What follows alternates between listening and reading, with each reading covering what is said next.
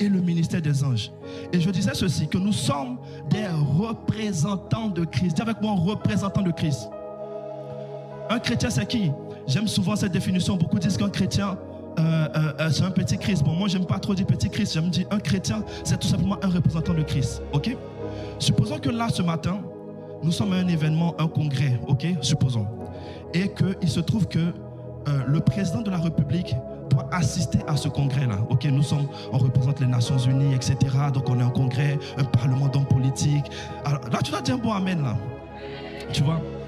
Et regardez une chose, c'est que si le président de la République ne peut pas assister à l'événement, il va se faire représenter. Quelqu'un me suit ici?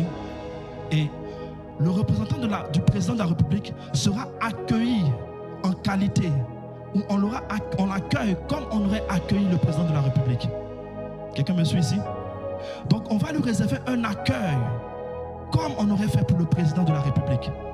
Donc en fait souvent tu permets que la création t'accueille n'importe comment parce que tu ne sais même pas qui tu représentes. Si tu savais qui tu représentais, tu n'allais pas permettre que le monde, que les situations t'accueillent d'une certaine manière. Le représentant du président, au moment où il sait qu'il vient représenter le président à l'événement, sa manière de se percevoir change. Même si pour lui-même il n'avait pas de valeur, même si pour sa famille il n'avait pas de valeur, même si pour ses proches il n'avait pas de valeur, du moment où on lui dit tu vas représenter le président à cet événement-là, il sait qu'il y a des choses qu'il ne peut plus faire. Il sait qu'il ne peut plus marcher n'importe comment. Parce que tout ce qu'il va dire, tout ce qui sera fait, sera compté comme venant du président de la République.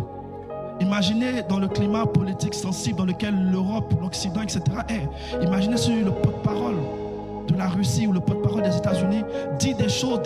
Métanoïa, laissez-vous transformer par la révélation de la parole.